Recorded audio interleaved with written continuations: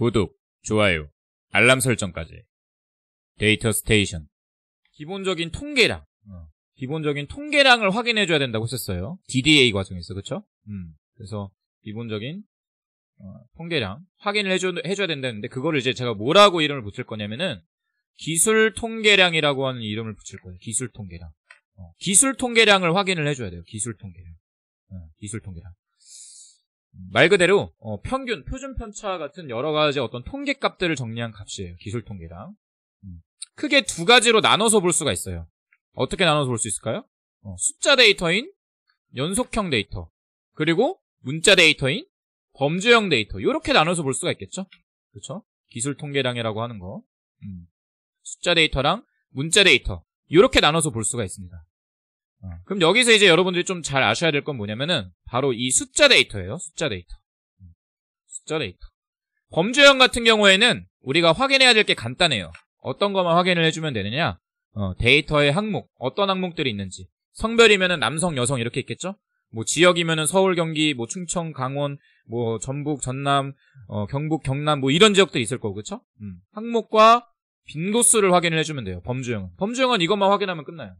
빈도수 또는 비율. 여기서 좀 더 확인하면 또는 비율. 뭐 요 정도까지만 확인하면 되는데, 문제는 뭐냐면은 숫자 데이터예요. 숫자 데이터.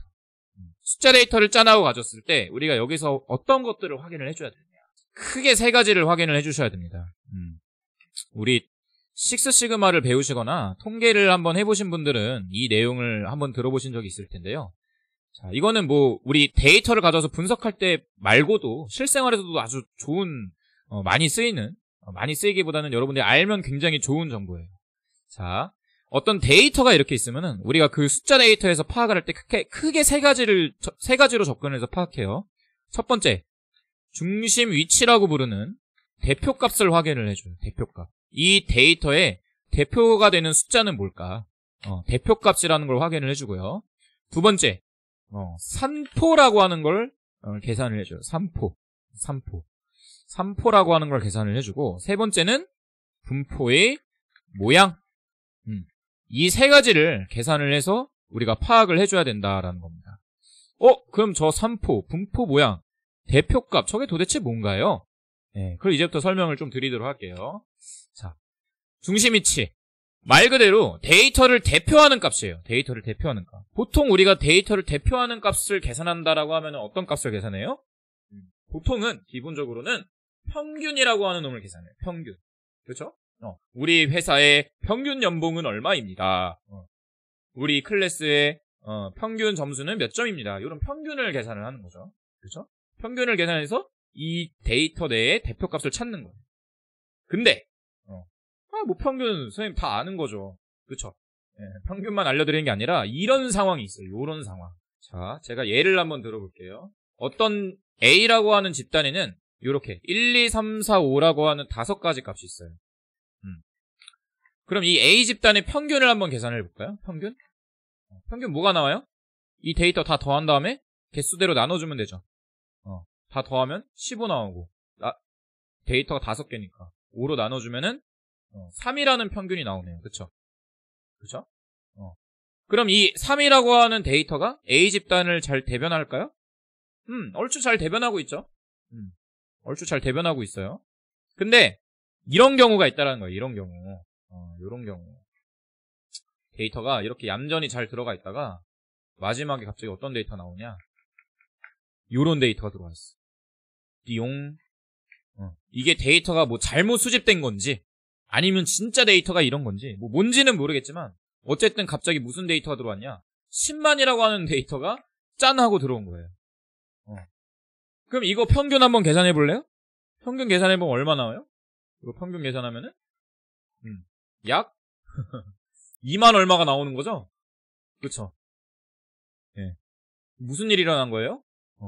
엄청 이 독특하게 튀는 값, 독특하게 튀는 요런 값들 때문에 평균이 갑자기 급격하게 치솟는 거예요.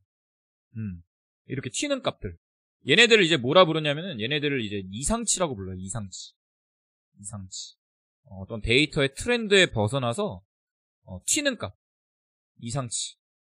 아웃라이어라고 부릅니다. 아웃라이어.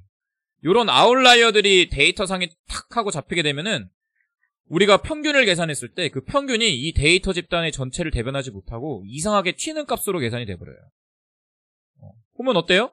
1, 2, 3, 5 막 하다가 갑자기 10만이라는 데이터가 등장하니까 이 집단의 평균이 약 2만 얼마래. 그럼 어때요? 이 2만이라고 하는 데이터가 이 집단을 대변할까요? 아니죠. 그러니까 이게 어떤 상황이에요? 이런 거죠. 우리 회사의 평균 연봉은 5천만 원입니다. 여러분 행복하시죠? 뭐 이랬는데 내 연봉은 뭐 한 막 2천도 안 돼. 도대체 누구야? 누가 월급을 받길래 평균 연봉이 5천이야? 알고 봤더니 우리 회사 이사님이 막 20억씩 받아. 그러면 이제 평균 연봉이 막 기하급수적으로 올라가는 거죠. 그렇죠? 요런 상황이 생길 수 있다는 거. 실제 상황에서는, 실제 실무에서는 데이터가 수집되다 보면은 이상치가 오거나 아니면 누군가가 뭐 잘못 입력을 하거나 뭐 여러 가지 상황을 인해서 요런 상황이 발생할 수 있다는 겁니다. 그럼 이 평균이라고 하는 통계 지표가 그 집단의 어떤 값을 대표하기가 어렵겠죠. 그렇죠? 어렵다 이거야. 굉장히 괴로운 상황이 발생했어요. 그럼 어떻게 우리가 대표값을 설정하느냐? 요런 경우에. 그래서 그런 경우에 당황하지 말고 중앙값이라고 하는 값을 우리가 추가로 같이 계산을 해줍니다. 중앙값이라는 건 뭐냐면은 이 중앙값은 데이터를 순서대로 그러니까 숫자 데이터겠죠. 숫자 데이터를 오름차순 또는 내림차순 형식으로 순서대로 정렬한 뒤 순서대로 정렬한 다음에 순서상 가장 가운데 오는 값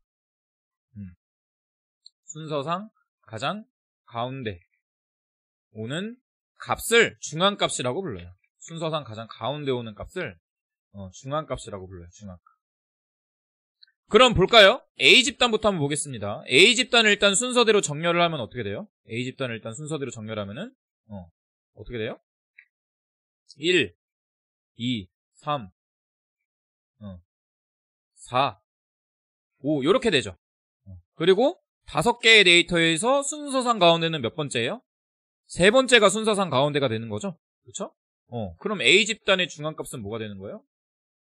중앙값은 3이 되는 거예요. B집단도 한번 볼까요? B집단. 우리 문제의 B집단. B집단을 한번 보니까 B집단도 이 데이터를 순서대로 한번 나열해보자. 1, 2, 3, 5 3, 5 그 다음에 뭐가 와요? 10만이라는 데이터가 오죠. 근데 순서상으로 따졌을 때 5개의 순서가 있고 가장 가운데 오는 순서인 3이라고 하는 값이 가운데 오는 값이 되는 거죠. 그렇죠? 그럼 여기서의 중앙값은 뭐가 돼요? 중앙값은 3이 되는 거예요. 그렇죠?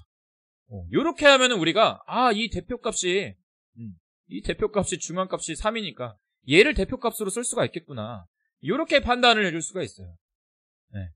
그래서 이제 여러분들이 데이터 분석을 할 때 데이터를 처음에 숫자 데이터를 이렇게 짠 하고 가져와서 비교를 할 때 어떻게 보셔야 되느냐? 평균도 계산을 하시고 중앙값도 계산을 하셔서 비교를 해보셔야 돼요. 그래서 평균이랑 중앙값이랑 거의 비슷해. 그럼 뭐예요? 데이터에 이런 이상한 이상치가 없이 잘 수집이 됐구나. 괜찮은 데이터구나. 이렇게 판단이 될 수 있지만 만약에 평균이랑 중앙값이 지금처럼 약 2만 정도의 차이가 난다. 그럼 뭐가 문제예요? 뭔가 이상한 값이 들어와가지고 이상치가 막 들어와 있어가지고 이 평균값을 엄청나게 올려놨구나. 이렇게 판단을 할 수가 있는 거예요. 그러니까 이제 우리 막 뉴스나 언론이나 이런 데서도 이제 막 데이터가 많이 나오잖아요. 그렇죠? 그런 데서도 대부분 나와 있는 값이 평균밖에 안 나와 있어. 그런 거에 조심하셔야 된다. 그런 거에. 네. 평균 같은 거는 대부분 이런 이상치에 의해서 치우쳐져 있는 경우가 굉장히 많아요. 실제 대부분의 데이터들이. 이렇게 깔끔한 데이터가 나오기는 사실 잘 쉽지가 않다. 쉽지가 않아요. 그렇기 때문에 중앙값이라고 하는 지표를 여러분들이 반드시 같이 확인을 해주셔야 되고요. 두 번째, 그래서 이렇게 대표값을 잘 찾았어. 이 숫자를 대표할 수 있는 하나의 대표값을 짠 하고 찾았어. 그럼 이제 뭘 확인해줘야 되냐? 산포라고 하는 걸 확인을 해줘야 됩니다. 산포? 산포가 도대체 뭐야? 이상한 단어를 또 선생님이 쓰기 시작하네. 산포가 도대체 뭡니까?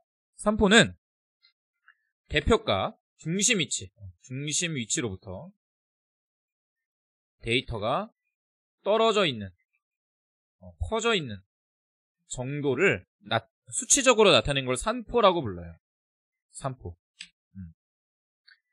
중심 위치만 잘 확인하면 될까요? 어떤 상황이 있을 수 있냐? 요런 상황이 있을 수 있어요. 보세요. 제가 하나 예를 들어볼게요. 하나 예를 들어볼 건데, 어떤 예냐?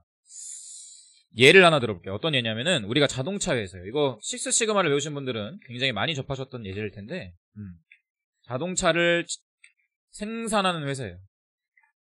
우리 회사가 자동차를 생산하는 회사인데, 우리가 뭐 타이어도 만들고, 뭐 뚜껑도 만들고, 다 만들면 좋겠지만, 타이어 같은 경우는 우리가 이제, 외주를 받아서, 외주 업체에서 타이어를 제작을 해가지고, 하청을 받아가지고, 그 업체에서 나온 타이어를 우리 자동차에 끼기로 했어요.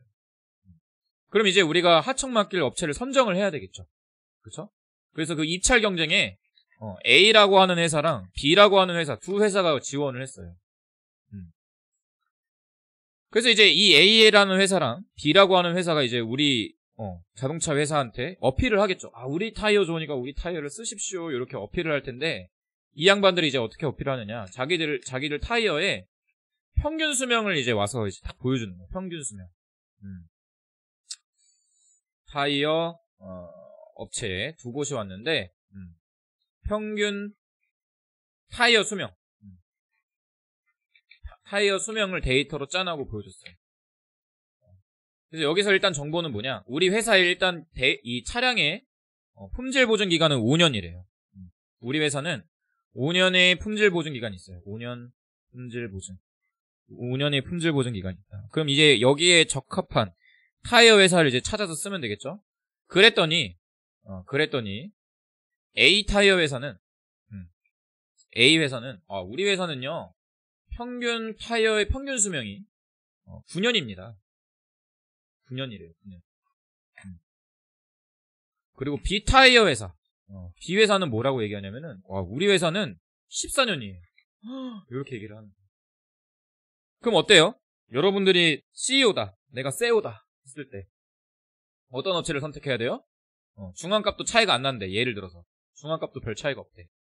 그러면은 당연히 B회사를 선택하겠죠. B회사를 선택해야 자동차가 10년 동안 떼굴떼굴 잘 굴러갈 거 아니야. 그렇죠? 타이어 안 갈고. 근데 이게 우리가 평균만 보면 이렇게 되는데, 그렇죠? 그냥 이 자료만 보면은 당연히 누가 보더라도 B회사를 선택하는 게 맞아. 근데 여기에는 아주 큰 함정이 있습니다. 함정. 뭐냐? 이 데이터를 한번 전체적인 그래프를 한번 그려봤어요. 그래프를 그려보니까 A 회사는 대부분의 타이어가 한 7년째부터 불량이 발생해서 9년째 가장 불량이 많고 또 10년 이상으로는 불량이 없어요. 요렇게 데이터가 분포가 돼 있는 거예요.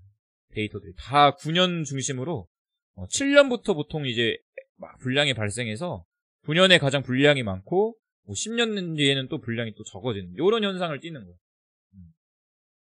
근데 B 회사를 한번 보니까 B 회사는 어땠냐? B 회사는 데이터의 분포가 요렇게 돼 있는 거예요. 요렇게 엄청나게 널찍이 돼 있는 거예요. 널찍이. 그러니까 B 회사는 1, 2년 내에도 데이터가 불량이 발생할 가능성도 있고 또 어떤 데이터는 막 50년씩 해먹어도 타이어가 잘 굴러가는 타이어도 있는 거고. 근데 그 데이터를 다 평균해서 중간값이랑 평균값을 확인해 보니까 14년이라고 하는 데이터가 나온 거예요. 이걸 보면은 여러분들이 어때요? 이 자료를 보면은 당연히 B회사를 선택하면 안 되겠죠. 그쵸? 왜냐? 품질 보증 기간 5년 내에는 A 회사는 절대 불량이 일어날 가능성이 없어. 절대 불량이 안 난대. 근데 B 회사는 어때요? B 회사는 1, 2년, 5년 내에도 불량이 발생할 가능성이 있어. 물론 50년짜리도 건질 수 있겠지만 이거 완전 로또야. 이렇게 되면 어떻게 해요? 우리는 당연히 A 업체를 선택을 하겠죠. 그쵸? 하고 싶은 말이 뭐냐? 이 중심 위치로부터 데이터들이 얼마나 모여있느냐. 이거는 이 데이터에 대한 정확성을 나타내냐. 데이터에 대한 정확성을 나타내요. 데이터가 중심 위치로 모여있다.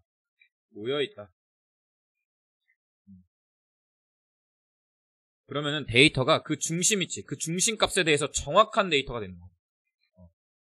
비교적 정확한 데이터가 되는 거예요. 근데 중심 위치를 깡그리 무시하고 데이터가 널리 퍼져 있다.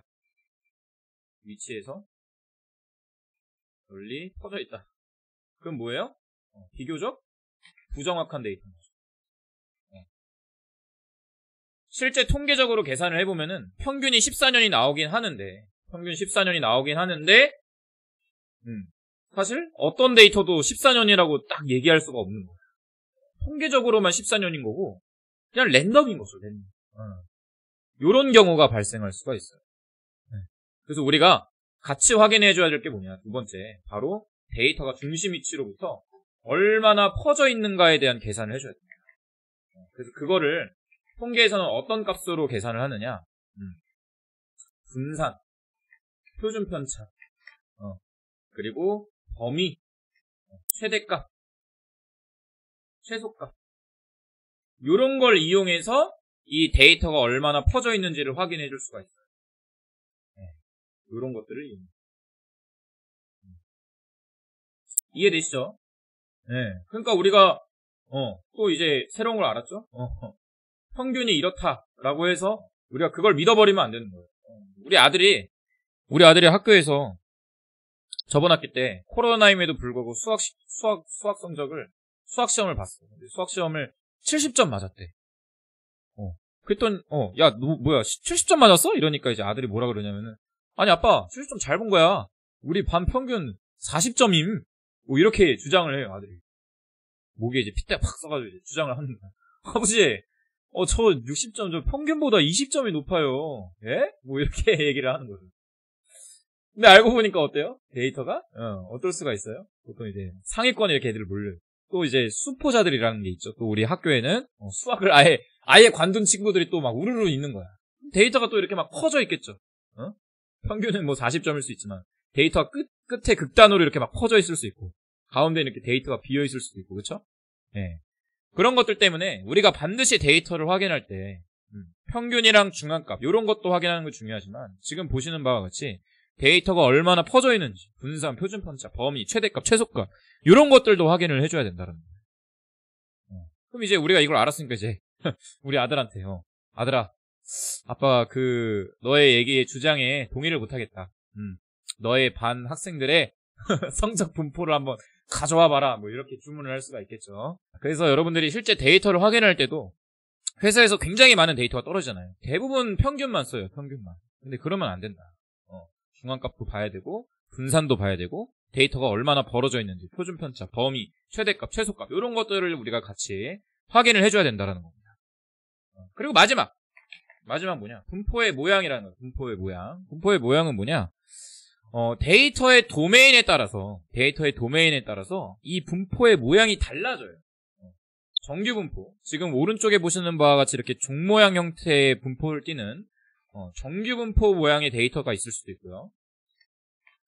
아니면 한쪽으로 막 기울어져 있는 데이터 분포가 있을 수도 있어요. 기본적으로 통계학에서는 이 정규 분포가 가장 기본적인 분포라고 판단을 해요. 그래서 기본적으로 여러분들이 데이터를 가져오면 이 데이터가 정규 분포인지 아닌지를 먼저 확인하게 될 거예요. 이건 왜 그러냐면은 이 정규 분포인지 아닌지에 따라서 뒤에 우리가 확증적 데이터 분석이라고 했었죠. 통계적 가설 검정을 할 때 가설 검정의 기법이 달라지게 되기 때문에 이 데이터가 정규 분포를 띠냐 안 띠냐를 확인해 주는 게 제일 중요합니다. 기본적으로 제조, 생산, 공정 쪽에서 나오는 데이터들은 대부분 정규 분포를 띌 가능성이 높아요. 물론 안 띄는 경우도 많지만. 근데 예를 들어서 마케팅, 아니면 사회과학 데이터들, 예를 들어서 휴대폰 사용 시간을 분포로 계산을 해본다 칩시다. 그럼 어때요? 과연 이런 정규 분포를 띨까요? 안 띄겠죠. 어떤 사람들은 막 많이 사용하는 사람들도 있을 거고, 어떤 사람은 저녁 때만 쓰는 사람들도 있을 거고, 난리가 나겠죠, 그렇죠? 매출 추이 같은 것도 계산을 해보면은 요런 형태의 정규 분포를 띄는 게 아니라 특히 매출액 같은 경우는 이제 데이터 분포를 걸어보면은 요런 분포가 나올 가능성이 굉장히 높아요. 어떤 분포? 이렇게 요렇게 돼 있는 분포가 나올 가능성이 높아요. 평균적으로는 사람들이 다 뭐 5만 원에서 20만 원 사이로 다 사는데 어떤 사람들은 와서 대량 구매를 하는 거야. 2천만 원씩 쓰는 거지. 이런 분포들이 나올 가능성이 있다라는 거예요. 그래서 그런 분포들에 따라서 우리가 데이터 분석의 방법, 기법이 달라지기 때문에 이 데이터 분포가 정규 분포를 띠느냐, 아니면 그냥 멀쩡하냐, 이런 것도 우리가 좀 확인을 해줘야 된다라는. 이해되시죠? 그래서 여러분들이 데이터를 짜내고 가지고 오면은 반드시 확인해야 될 세 가지 숫자 데이터는 중심위치, 산포, 분포의 모양, 이 세 가지를 꼭 확인해 주셔야 되고요. 범주형 데이터 같은 경우는 간단해요. 비율, 빈도수, 이런 것들을 이제 우리가 확인을 하면서 이 데이터가 어떻게 생겨먹은 데이터냐, 이거를 우리가 DDA 과정에서 이 기술 통계량이라고 하는 이 통계적인 값들을 확인해 줘야 된다라는